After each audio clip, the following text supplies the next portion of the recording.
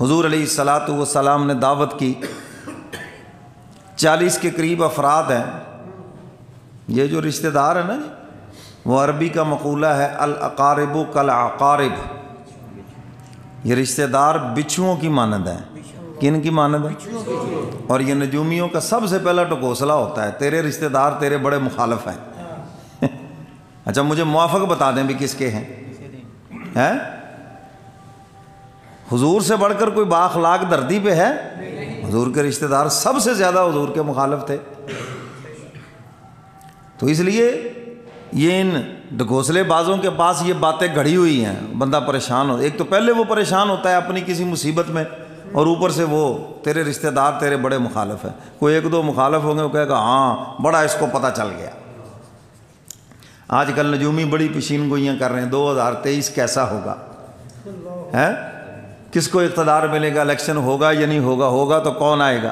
یاد رکھو ایسے لوگوں کی باتیں سننا بھی گناہ کبیرہ ہے۔ کل کی خبر کون جانتا ہے؟ اللہ جانتے ہیں۔ پہلے ان کی زندگی کی تو ضمانت دو، پھر اگلی بات تو بعد میں ہے۔ یہ زندہ بھی رہیں گے یا نہیں؟ زندگی اور موت کس کے ہاتھ میں ہے؟ اللہ کے ہاتھ میں ہے۔ تو حضور علیہ الصلاۃ والسلام نے دعوت کی، سیدنا علی مرتضیٰ سے فرمایا گوشت لے آؤ، دودھ لے آؤ، اور ان کو دین کی دعوت دینی ہے۔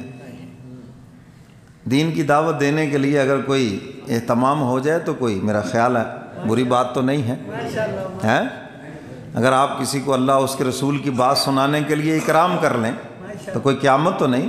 دنیا کے مفادات کے لیے تو انسان سب کچھ کرتا ہے، اور کسی کو مولا سے ملانے کے لیے اگر کرے تو حق تعالیٰ اس پہ بڑے ہی مہربان ہوتے ہیں،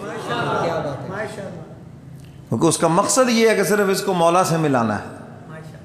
تو اسلام کی پہلی دعوت بھی دیکھو،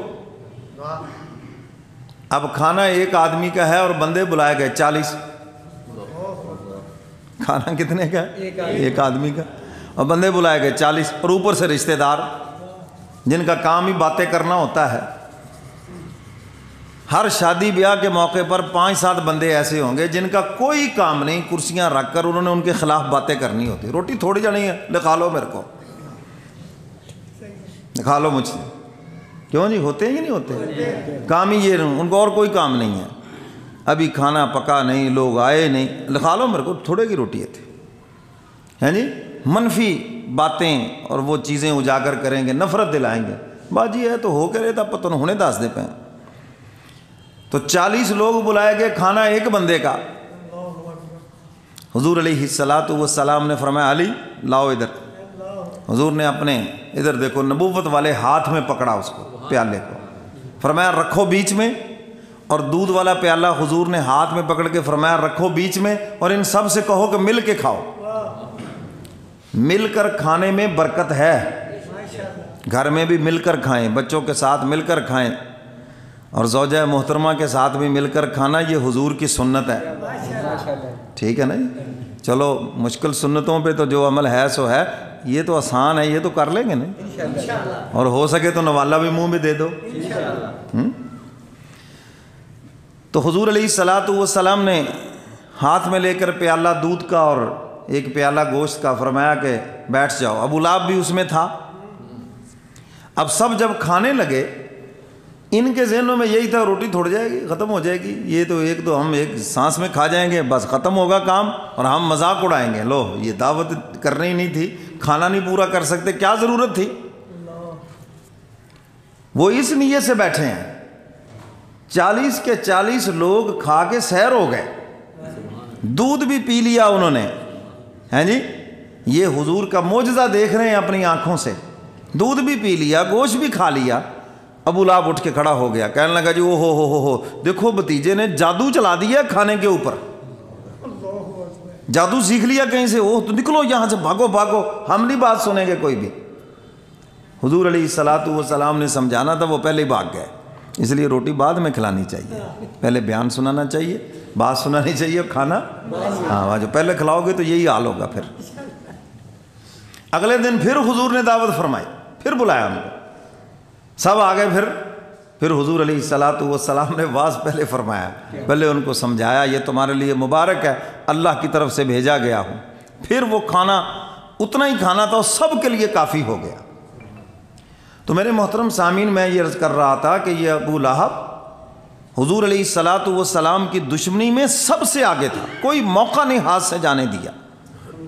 حضور کے پیچھے کبھی تالیاں بجا رہا ہے مکے کی گلیوں میں، حضور کے پیچھے کبھی یہ پتھر پھینک رہا ہے، کبھی اوباش نوجوانوں کو پیچھے لگا رہا ہے، مذاق اڑاؤ، جملے کسو، اور جو کوئی باہر سے آتا ہو، کیا ہو گیا، کیوں ان کی باتیں سن رہے ہو، ہمارا بھتیجا ہی تو ہے، کوئی کچھ بھی نہیں ہے، یتیم ہے، یہ تو کوئی اس کی جائیداد نہیں، کوئی کچھ نہیں، کوئی مال و دولت نہیں، کچھ بھی نہیں ہے، ہم ہیں سردار مکے کے۔ تو سب سے زیادہ مخالفت میں یہ آگے، اور موافقت میں سب سے زیادہ سیدنا صدیق اکبر۔ تو سیدنا صدیق اکبر رضی اللہ تعالیٰ عنہ آزاد بالغ مردوں میں سب سے پہلے جنہوں نے اسلام قبول کیا، اور حضور علیہ الصلاۃ والسلام نے فرمایا سب کے مال نے مجھے جتنا بھی نفع دیا، لیکن فرمایا سب سے زیادہ ابو بکر کے مال نے مجھے نفع دیا، اور حضور علیہ الصلاۃ والسلام نے فرمایا میں نے سب کے احسانات کے بدلے دنیا میں دے دیے، جس نے میرے اوپر جو بھی احسان کیا میں نے اس کا بدلہ دنیا میں دے دیا، سوائے ابو بکر کے، کہ ابو بکر کے اتنے میرے اوپر احسانات ہیں میں ان کا بدلہ دنیا میں نہیں دے سکتا، کل حشر کے میدان میں اللہ جانے ابو بکر جانے۔ پوری امت مسلمہ سیدنا صدیق اکبر رضی اللہ تعالیٰ عنہ کے احسانات کی مقروض ہے، یہ ہیں ہمارے ہیرو، یہ ہیں ہمارے رہبر۔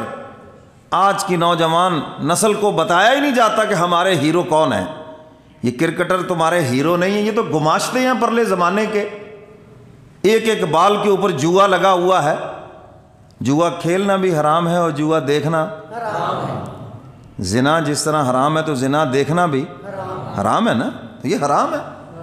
ہاں صحت کے لیے اگر کوئی کھیل کھیلتا ہے تو اس کی اجازت ہے، آپ کھیلیں، مگر جہاں جوا ہو، ایک ایک بال کے اوپر جوا ہو۔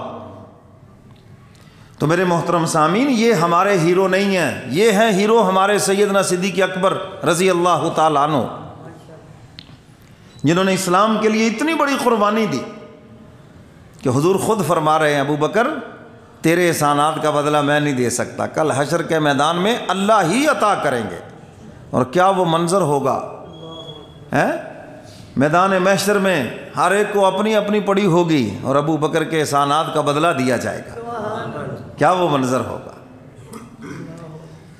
تو میرے محترم سامعین، سیدنا صدیق اکبر رضی اللہ تعالیٰ عنہ وہ عظیم انسان ہیں